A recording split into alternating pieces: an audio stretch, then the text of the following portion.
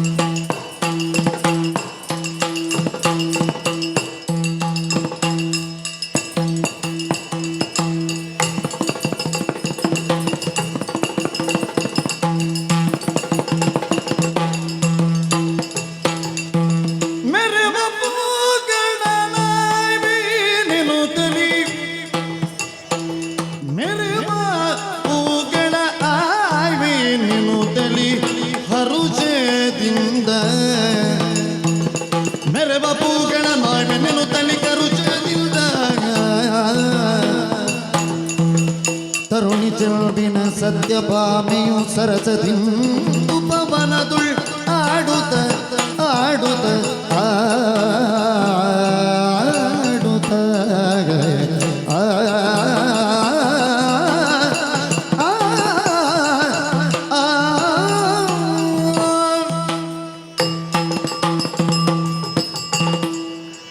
ಉತ್ತಮರಾದಂತಹ ಮಾತಾಪಿತರಿಗೆ ಮಕ್ಕಳ ಬಿಟ್ಟು ಬರುವುದಕ್ಕೆ ಅದಕ್ಕೊಂದು ಯೋಗ ಬೇಕಂತೆ, ಭಾಗ್ಯ ಬೇಕಂತೆ. ನಾನಾದರೂ ಸಾಮಾನ್ಯಳೆ ಹೇಳಿ ಬೃಂದಾವನಾಧಿಕಾರಿಗಳು ಸತ್ರಾಜ ಮಹಾರಾಜರು ಅವರ ಪ್ರೇಮದ ಸುಕುಮಾರಿ ಸತ್ಯಭಾಮೆ ಹೀಗೆಂಬುದಾಗಿ ನಾಮಕರಣ ಮಾಡಿ ಅಕ್ಕರಿಂದ ಸಾಕಿ ಸಲಹಿಕೊಂಡು ಬಂದವರು ನನ್ನ ಅಪ್ಪ. ಕೌಮಾರೆ ಕಳೆದು ಯೌವನದ ಹೊಸ ಹುತ್ತಲಿಕ್ಕೆ ಆರೈಸಿದ್ದೇನೆ. ಆದರೆ ಯಾಕೋ ಏನೋ ಮನಸ್ಸಿಗೆ ಬೇಸರ. ಕಾರಣ ಉಂಟು.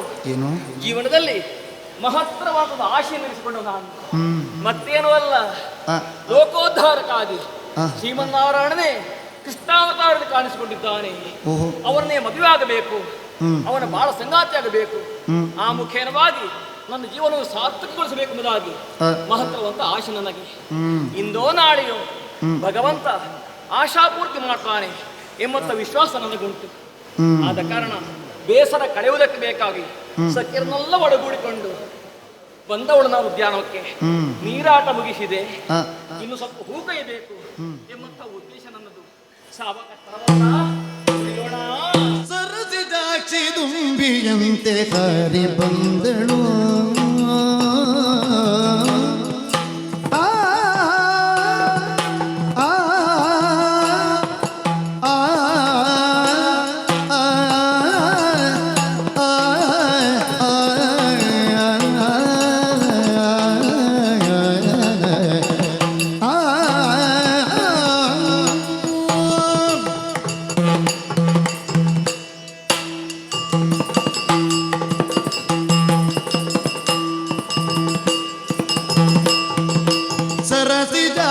ದುಂಬಿಯಂತೆ ಹಾರಿ ಬಂದಳು ಹಾರಿ ಬಂದಳು. ಸುರಭಿಗಂಧ ಬೆಜವ ಪೂಗಳನ್ನು ಕೊಯ್ದಳು, ಸುರಭಿಗಂಧ ಬೆಜವ ಪೂಗಳನ್ನು ಕೊಯ್ದಳು. ಹಾರಿ ಬಂದಳು ಧರಿಸಿ ಮಾಲೆ ಮಾಡಿ ಸಲಿಲದಲ್ಲಿ ಬಿಂಬ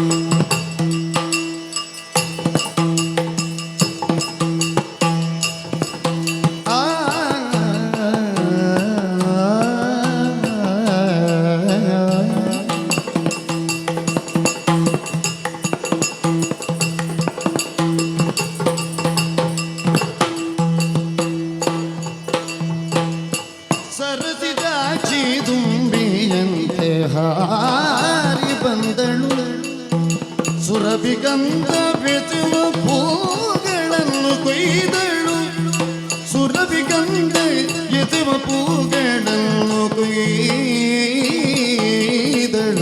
ಬಂದಳು ಆ, ಆ, ಆ, ಆ,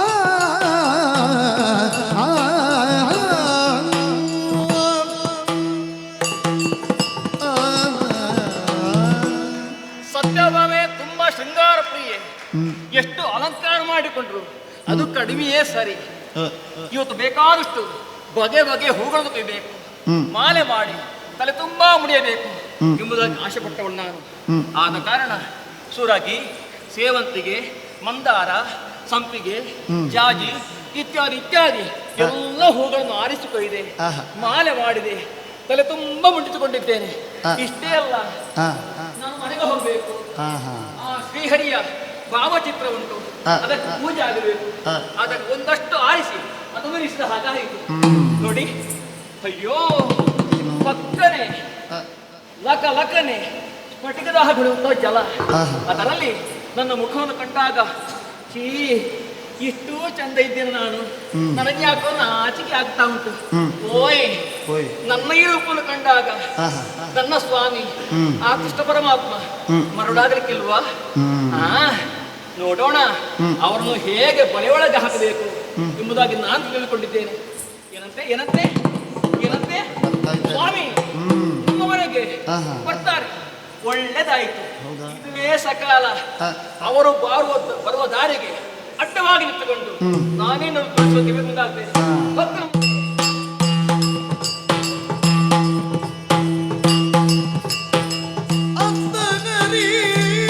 ಬರುತ್ತಿರುವ ಸಮಯದಿ ಚಿತ್ತದಿ ವರುಜದಲ್ಲಿ ಬಾಮೆಯು ಹತ್ತಿರಾಗುತ್ತ ತಡೆದು ಗಿರಿಧರನೊಡನೆ ಬೆಸಗೊಂಡು ಗಿರಿಧರನೊಡನೆ ಬೆಸಗೊಂಡು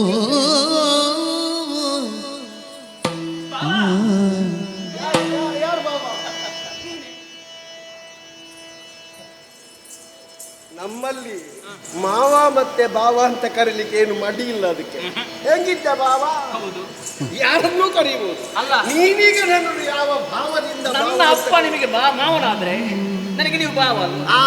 ನಿನ್ನಪ್ಪ ನನಗೆ ಮಾವ ಬೀಳ್ತಾನೆ. ಹೌದು ಹೌದೌದು ಅಲ್ವಾ? ಆದ ಕಾರಣ ನೀವು ನನಗೆ ಭಾವ ಬೀಳ್ತೀರಿ. ನೀನು ಸತ್ತಮ್ಮಲ್ವಾ? ಸತ್ಯವೀರ ಹೂತಾಗಿದೆ. ಸತ್ಯಮೆ ಅಂತ ಸತ್ಯಮೆ ಸತ್ಯಭಾಮೆ.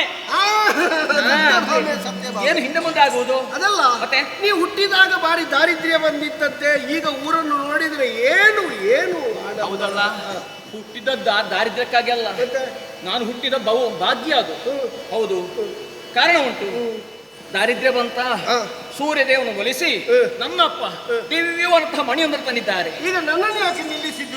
ಎಲ್ಲಿಗೆ ಗಮನ ಪೇಳ್ ಅರವಿಂದ ಲೋಚನ ಪೋಪುದಲ್ಲಿ ಪೋಪುದಲ್ಲಿ ಪೋಪುದಲ್ಲಿ ಎಲ್ಲಿ ಆ ಆ ಆ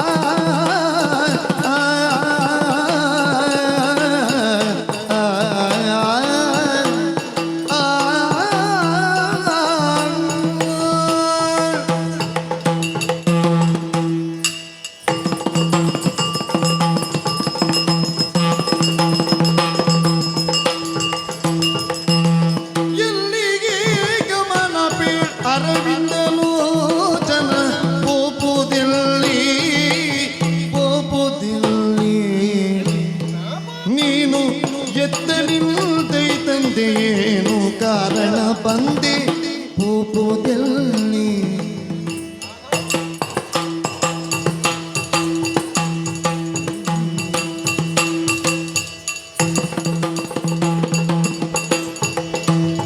ನೀನು ಎತ್ತದಿಂದ ತಂದೆ ಏನು ಕಾರಣ ಬಂದೆ ಪೂಪುದಲ್ಲಿ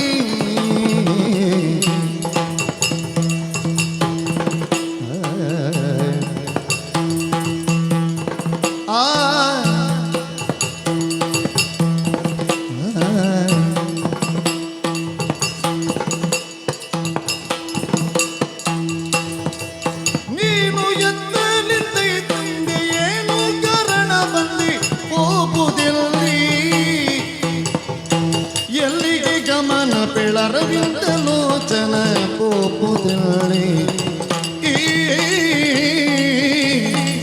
ಪೋಪುದಲ್ಲಿ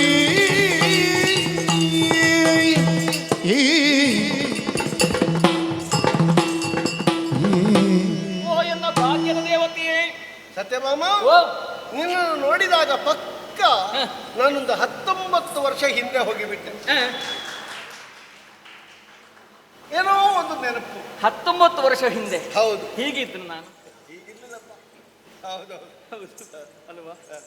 ಓ ಅರವಿಂದಲೋಚನ, ಓ, ಎನ್ನ ಭಾಗ್ಯದೊಡೆಯ, ಉದ್ಯಾನದ ದಾರಿಯಾಗಿ ಎಲ್ಲ ಹೆಣ್ಮಕ್ಕಳು ನನ್ನನ್ನು ನೋಡಿದ್ರೆ ಅದೇ ಹೇಳುದು, ಅರವಿಂದ ಲೋಚನ ಅರವಿಂದ ಲೋಚನ ಅಂತ. ಹೌದು. ಎಲ್ಲಿ ಅರವಿಂದವೋ ಎಲ್ಲಿ ಲೋಚನವೋ ಅಲ್ಲ, ಅಷ್ಟೇ. ಅದು ಹೆಣ್ಮಕ್ಕಳಿಗಿದ್ರೆ ಚಂದ. ಕೇಳುವ ಹಾಗುಂಟಲ್ಲ ಕಣ್ಣುಗಳು, ಕಮಲ ನಯನ, ಹ.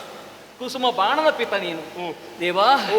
ಈ ಉದ್ಯಾನದ ದಾರಿಯಾಗಿ ಯಾವುದೋ ಒಂದು ನಿರ್ದಿಷ್ಟವಾದ ಗುರಿಯನ್ನು ಸೇರುವಂತಹ ಉದ್ದೇಶದಿಂದ ಆತುರನಾಗಿ ಅಡಿ ಮುಂದಿಡ್ತಾ ಹೋಗ್ತಾ ಇದೆಯಲ್ಲ. ನೀ ಬಂದು ನನ್ನನ್ನು ಮಾತಾಡಿಸಿದ್ದರಿಂದ ತಡೆ ಎಷ್ಟಾಯ್ತು ಗೊತ್ತುಂಟ? ಅಲ್ಲ, ಯಾವ ಕಡೆಯಿಂದ ಬಂದವರು?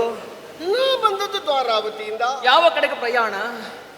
ಏನು ಉದ್ದೇಶ? ಯಾವ ಕಡೆಗೆ ಅಂದ್ರೆ ಯಾರಲ್ಲಿ ಏನು ಹೇಳುವಂತಹ ತವಕ ನನ್ನಲ್ಲಿ ಹೇಳಬಾರ್ದ?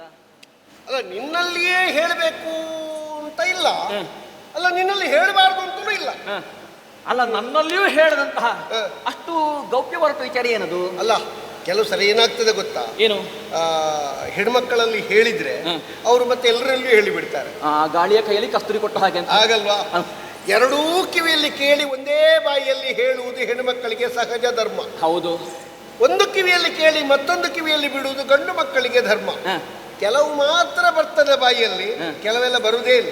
ಎಂತಹ ಗುಟ್ಟಿನ ವಿಚಾರವಾದ್ರೂ ಕೂಡ ಗಂಡಸರು ಬಾಯಿಯಲ್ಲಿ ಹೆಚ್ಚು ತೆಕೊಳ್ತಾರೆ, ಬಿಟ್ರೆ ಬಾಯಲ್ಲಿ ಬಿಡುವುದು ಕಡಿಮೆ. ಹೌದಾ? ನೀನು ಬೇರೇನು ಎಣಿಸಬೇಡ. ಇಲ್ಲ ಇಲ್ಲ ಇಲ್ಲ ಇಲ್ಲ, ಎಂತಹ ಗುಟ್ಟಾದ್ರೂ ಕೂಡ ನಿಮ್ಮ ಬಾಮೆ ನಾನು ಹೇಳಲಿಕ್ಕೆ. ಹೌದಲ್ಲ? ಸತ್ಯ ಹೇಳ, ನಾ ಹೊರಟದ್ದು ಇಲ್ಲಿಗೆ ಬಂದೆ. ನೀರಜ ಮುಗಿಗೆ ಏಳು ತವ ಪಿತ ವೀರನ ಪಾಲನೊಳು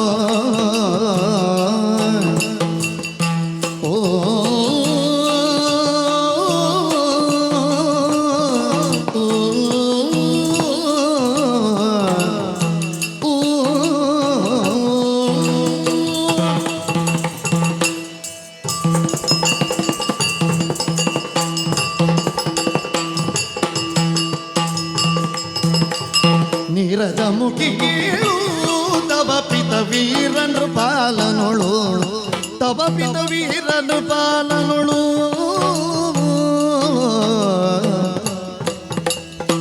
ನೀರಜ ಸಖದಯ ತೋರಿದ ಮಣಿಯನು ನೀರಜ ಸಖದಯ ತೋರಿದ ಮಣಿಯನು ಕೊರುತಲು ಇಯಲು ಸಾರಿದೆನು ನೀರಜ ಮುಗಿಗೇಳು ತವ ಪಿತ ವೀರನ ಪಾಲನೊಳು ಕೇಳು ನೀರಜ ಮುಖಿ ತವ ಪಿತ ವೀರನ ಪಾಲನೊಳು. ವಯ್ಯಾರಿಯಾದಂತಹ ನಿನ್ನನ್ನು ಕಂಡಾಗ ಮನಸ್ಸಿಗೆ ಅಷ್ಟೋ ಇಷ್ಟೋ ನೆಮ್ಮದಿ ಆಯಿತು, ಸಂತೋಷ ಆಯಿತು. ಹೌದೇ? ಆದ್ರೆ ಬಹಳಷ್ಟು ಆತುರದ ಕೆಲಸ ಇದ್ದದ್ದರಿಂದ ಧಾವಾಂತದಿಂದ ನಾನು ಗಮಿಸ್ತಾ ಇದ್ದೆ. ಯಾಕೆ ಎಷ್ಟು ತುಡಿತ ಅಂತ ಹೇಳಿ? ಬೇರೆ ಎಲ್ಲಿಗಲ್ಲ, ಮತ್ತೆ ಕುಶಸ್ಥಳಿಗೆ. ಕುಶಸ್ಥಳಿ ಅದು ನಮ್ಮದೇ ಅಲ್ವಾ?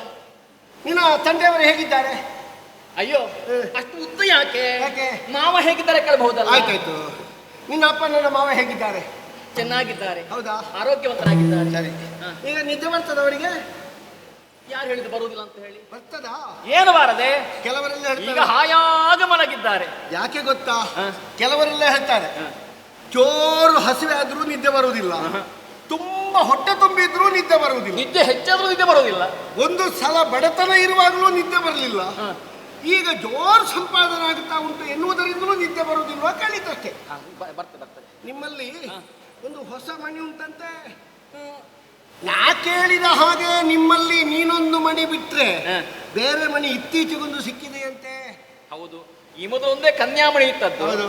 ಈಗ ಅಲ್ಲ, ಈಗ ಶಮಂತಕ ಮಣಿ ಉಂಟು. ಹೌದಲ್ಲ? ಸೂರ್ಯ ದತ್ತವಾದ ಅದು ಎಲ್ಲ ಊರಲ್ಲಿ ಪ್ರಚಾರ ಉಂಟು. ನಿನ್ನ ಅಪ್ಪನ ಮಣಿಯೊಂದು ನೋಡುವ ಅಂತ. ಹೌದಾ? ಹೇಗುಂಟು ಗೊತ್ತುಂಟ, ಆ. ಲಕ ಲಕ ಲಕ ಲಕನ ಹೊಳೆಯುತ್ತಾ ಉಂಟು. ನಿನ್ಗಿಂತಲೂ ಹೌದಪ್ಪ, ಹೌದಾ? ಹೌದು. ಏನು ಯೋಗಿಟ್ಟದರದ್ದು, ದಿನ ಮುಂದಕ್ಕೆ 10, 12, 14 ಕಂಡುಗ ಬಂಗಾರ. ಅಯ್ಯೋ, ಮತ್ತೆ ಅಂತಹ ಯೋಗ್ಯಗೊಳ್ಳದ್ದು. ಅಲ್ಲ ಲೆಕ್ಕ ಎಲ್ಲ ನಮಗೆ ಸರಿ ಗೊತ್ತುಂಟು ಅದರದ್ದು. ಅದನ್ನು ನೋಡೋದಕ್ಕೆ ಬಂದದ್ದ. ನೀನೇನು ಸಾಲದು ಬಂಗಾರ ಹಾಕಿದ್ದ ಆ ಲೆಕ್ಕದಲ್ಲಿ. ಅಲ್ಲ, ಈ ಕನ್ಯಾಮಣಿ ಸಾಕಾಗುವುದಿಲ್ವಾ? ಅಲ್ಲ ಕನ್ಯಾಮಣಿ ಅಂತಲ್ಲ, ಮತ್ತೆ ನಿನ್ನ ಅಪ್ಪನಲ್ಲಿ ಉತ್ಪತ್ತಿಯಾಗುವ ಬಂಗಾರ ನೋಡಿದ್ರೆ ಹ. ನೀ ಯಾರು ಬಂಗಾರಪ್ಪನ ಮಗಳಲ್ವ? ಇಷ್ಟೇ ಬಂಗಾರ ಅಯ್ಯೋ ಹಾಕಿದ್ದು. ದೇವರೇ, ಸತ್ಯಭಾಮೆಗೇನು ಅಷ್ಟು ಅರಿವಿಲ್ವೋ, ಹ. ಪರಿಜ್ಞಾನವಿಲ್ವೋ? ಲೆಕ್ಕಕ್ಕಿಂತ ಹೆಚ್ಚು ಹಾಕಿದ್ರೆ ಹೇಗೆ ಕಾಣ್ತದೆ? ಹೇಗೆ ಕಾಣ್ತದೆ? ಅದು ಗಾಡಿ ಎತ್ತಿನಾಗಿ ಹಾಕ್ತಾ ಕಾಣ್ತದೆ. ಮತ್ತೊಂದು, ಎಷ್ಟು ಬೇಕೋ ಅಷ್ಟು. ಮತ್ತೆ ಲೆಕ್ಕಕ್ಕಿಂತ ಹೆಚ್ಚು ಬಂಗಾರ ಹಾಕಿದ್ರೆ ಬಂಗಾರವೇ ಕಾಣುದು ಬಿಟ್ರೆ ಹೆಣ್ಣು ಕಾಣುದಿಲ್ಲ. ಸೌಂದರ್ಯ ಅಡಗುತ್ತದೆ. ಹೌದಲ್ಲ? ನಿನ್ನ ಸೌಂದರ್ಯದ ಗುಟ್ಟೇ ಇದ ಅಂತ ಹ. ಎಷ್ಟು ವರ್ಷ ಆಯ್ತಲ್ಲ? ಹೌದಲ್ಲ? ಹೇಳು. ಅದಲ್ಲ, ನನಗೆ ಅಗತ್ಯ ನಿನ್ನ ಅಪ್ಪನನ್ನು ಕಾಣಬೇಕು. ಹಾಗಲ್ಲ, ಹೋಗ್ಲಿ. ಅಪರೂಪದಲ್ಲಿ ಕಾಣುವುದು ಹಾಗಿಲ್ಲ, ಆಗುವುದು. ಯಾಕೆ ಅದು? ಮತ್ತೆ ಸರಸಿದ ಜನ ನುಡಿಯ ಕೇಳುತ್ತಲಿರಲು ಭಾಮಿಯು ತರಗರಿಸುತ್ತಲೀ ಸರಸದಿಂದಲೇ ಮಧುರ ಭಾಷೆಯೊಳಿಂತು ಭಿನ್ನವೀಸಿ ಕಾಮ ಸನ್ನಿಭ ಮೋಹನಾಂಗ ಮೋಹನಾಂಗ ಮೋಹನಾಂಗ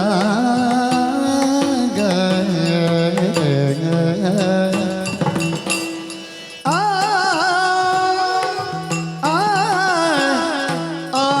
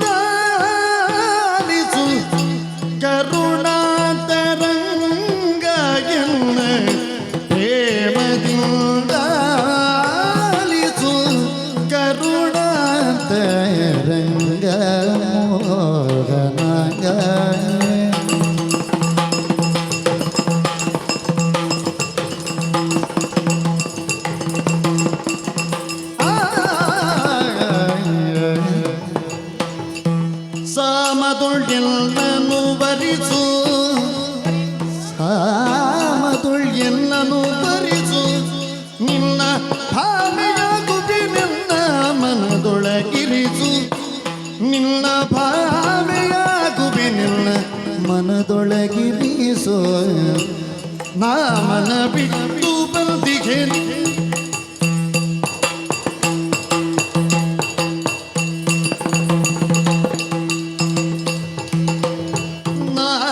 ಮನ ಬಿಟ್ಟು ಬಂದಿಗೆನು ಮುನ್ನ ಶ್ಯಾಮ ಸುಂದರ ಪೀಳು ಮನದೆಣಿಕೆಯೇನೋ ಮುನ್ನ ಶ್ಯಾಮ ಸುಂದರ ಪೀಳು ಮನದೆಣಿಕೆಯೇನೋ ಕಾಮ ಸನ್ನಿಭ ಮೋಹನಾಂಗ ಎನ್ನ ಪ್ರೇಮದಿಂದಾಲಿಸು ಕರುಣಾತರಂಗ ಮೋಹನಾಂಗ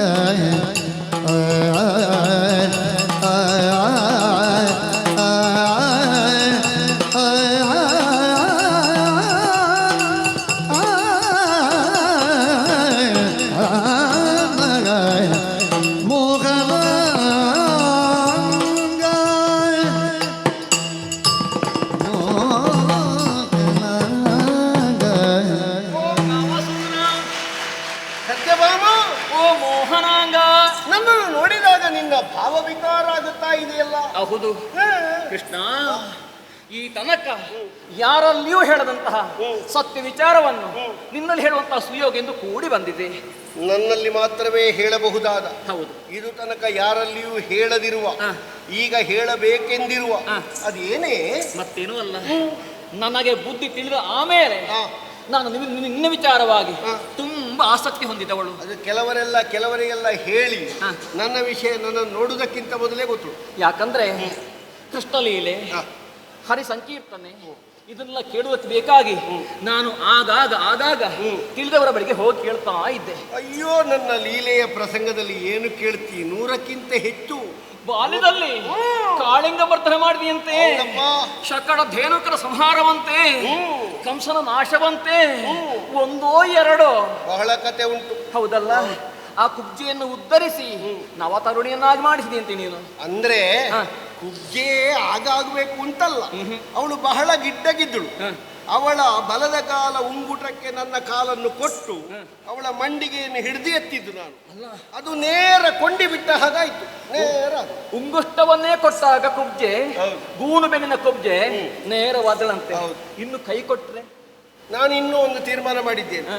ಗಿಡ್ಡ ಇದ್ದವರನ್ನು ಎತ್ತಿದ್ರೆ ಉದ್ದ ಆಗ್ತದೆ, ಉದ್ದ ಇದ್ದವರಿಗೆ ಗುದ್ದಿದ್ರೆ ಗಿಡ್ಡ ಆಗ್ತದೆ. ನನಗೆ ದುದ್ದ ಬೇಡ ಆಯ್ತಾ? ಇಷ್ಟು ಎತ್ತರದ್ದು ಯಾಕೆ? ಈ ಕೃಷ್ಣನಿಗೆ ಬೇಕಾ? ಹಾಗೆ ಹೌದಲ್ಲ?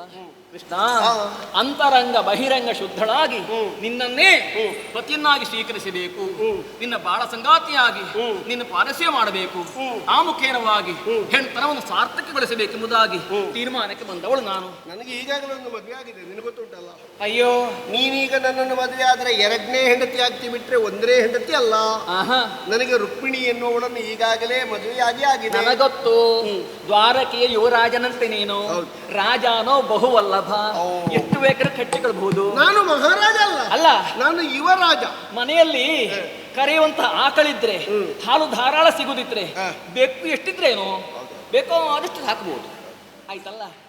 ಆದ್ರೆ ಒಂದು ವಿಷಯ, ಹಾಲು ಕುಡಿಯದೇ ಇರುವ ಬೆಕ್ಕನ್ನು ಸಾಕಿ ಏನೂ ಪ್ರಯೋಜನ ಇಲ್ಲ. ಹಾಲು ಕುಡಿಯದಿರುವುದು ಈ ಒಂದು ಹಾಗೆ, ಇನ್ನೊಂದು ಬೆಕ್ಕಿಗೆ ಹಾಲು ಹಾಕದೇ ಇರುವ ಮನೆಯಲ್ಲಿ ಬೆಕ್ಕಿದ್ದು ಪ್ರಯೋಜನ ಇಲ್ಲ. ಅಲ್ಲ, ಹಾಲು ಕುಡಿಯದೇ ಇರುವಂತಹ ಬೆಕ್ಕು ಅದು ಮರದ್ದು ಮಾತ್ರವೇ, ಅದು ಕುಡಿಯುವುದಿಲ್ಲ, ಆಯ್ತಲ್ಲ?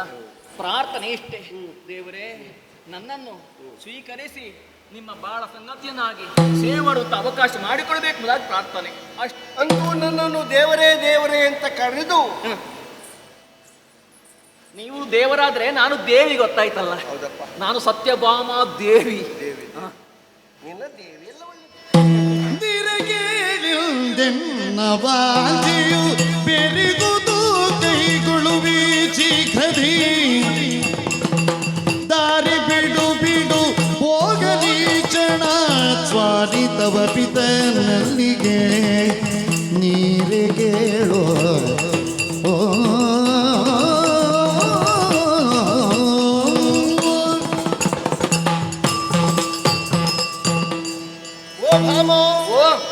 ನೀ ಹೇಳುತ್ತಿರುವ ಮಾತುಗಳು ನನಗೆ ಸ್ಫುಟವಾಗುತ್ತಾ ಇದೆ.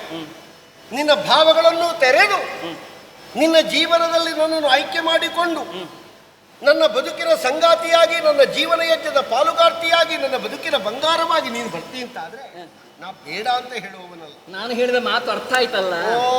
ಅದಷ್ಟೇ. ಈಗ ಬೆಕ್ಕು ಮರದ್ದಾದ್ರೇನು ಮಣ್ಣಿದ್ದಾದ್ರೇನು, ನಮಗೆ ಒಟ್ಟಲ್ಲಿ ಇಲಿ ಹಿಡಿದರೆ ಕೆಲವು ಸಲ ಮರದ ಬೆಕ್ಕು ಹಿಡಿಯುತ್ತದೆ, ಮುಂದೆ ಹೋಗುದಿಲ್ಲ. ಇರ್ಲಿ, ಅದಲ್ಲ.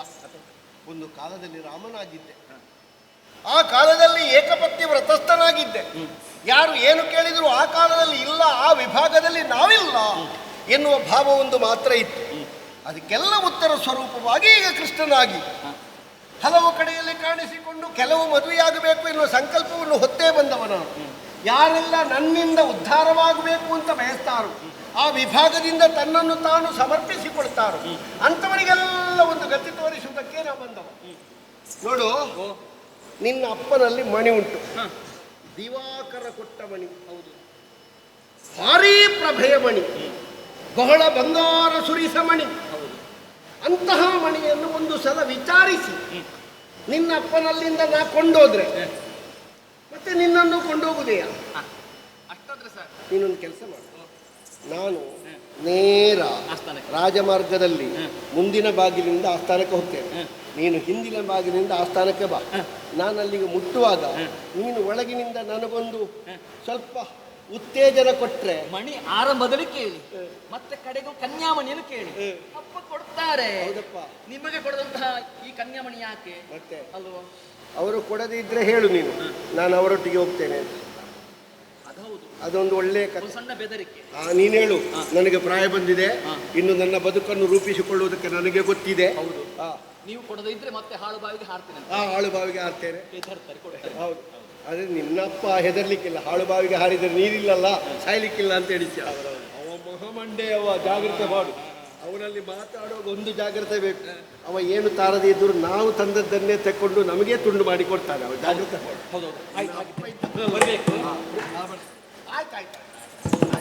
ಇದು ಮರೆಯಬೇಡಿ, ಕೇಳಿ. ಇದು ಕೃಷ್ಣ. ಹೇಗೆ ನಾವು ಹೋಗುವ ಮನೆಯಲ್ಲಿ ನಮಗಾಗಿ ಒಂದೊಂದು ತಯಾರಾಗಿದ್ರೆ ಮತ್ತೆ ಆ ಮನೆಗೆ ಹೋಗುವುದಕ್ಕೆ ಬಹಳ ಸುಲಭ ಅಂತ. ಇನ್ನು ತಡ ಇಲ್ಲ ನೋಡು.